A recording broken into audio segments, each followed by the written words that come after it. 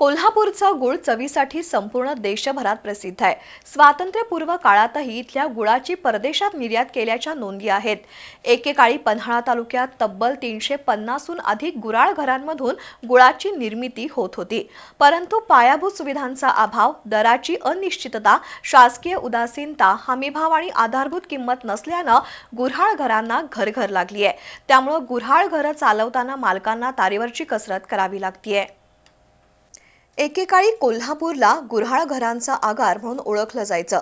त्याच गुऱ्हाळ घरांना सध्या घरघर लागली आहे। जिल्ह्यातील गुळ निर्मिती उद्योगच अडचणीत सापडल्याचं चित्र आहे। पन्हाळा तालुक्याला कुंभी, कासारी नद्यांचं वरदान मिळाल्यानं नदीकाठच्या हजारो हेक्टर शेतीमध्ये ऊस पीक घेतलं जातं। त्यातून जिल्ह्यात मोठ्या प्रमाणात गुऱ्हाळ घरं चालत होती। मात्र गेल्या काही वर्षांपासून गुळ उत्पादन खर्चामध्ये झालेली मोठी वाढ, गुऱ्हाळ घर चालवण्यासाठी कच्च्या मालाचा तुटवडा, तसंच गुळाला हमीभाव नाही, स्थानिक मजुरांची कमतरता भासू लागल्यानं आर्थिक अडचणीत सापडलेल्या मालकांनी गुऱ्हाळ घरं बंद करण्याचा निर्णय घेतलाय। 10 वर्षांपूर्वी पन्हाळा तालुक्यात 350हून अधिक गुऱ्हाळ घरं होती। सध्या केवळ 30 गुऱ्हाळ घरं शिल्लक राहिल्यामुळे हा व्यवसाय संकटात सापडल्याचं स्पष्ट झालंय।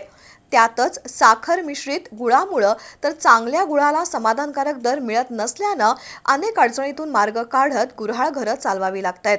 कोल्हापुरी गुळाच्या नावावर इतर जिल्ह्यातील गुळाची सर्रास विक्री होत असून कर्नाटकसह सीमा भागातून बाजारात येणारा गुळ कोल्हापूरचा म्हणून विकला जातोय। त्यामुळे कोल्हापूरचा गुळ बदनाम होत असल्याचं कोलोलीचे गुऱ्हाळ मालक गोविंद पाटील यांनी बी न्यूजशी बोलताना सांगितलं।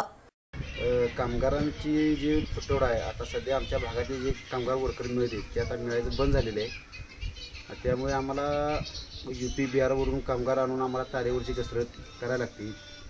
त्यामुळे गुळालाही हमीभाव जरा कमी आहे, त्यामुळे तारेवर कसरत आमची होत आहे। यासाठी जरा शासनाने लक्ष द्यावे। शासनाने लक्ष देऊन जरा गुऱ्हाळ घरासाठी जरा सुखसुविधा उपलब्ध कराव्या।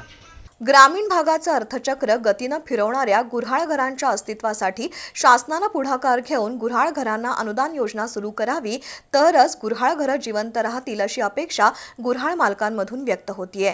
बी न्यूजसाठी कोलोलीहून विक्रम पाटील।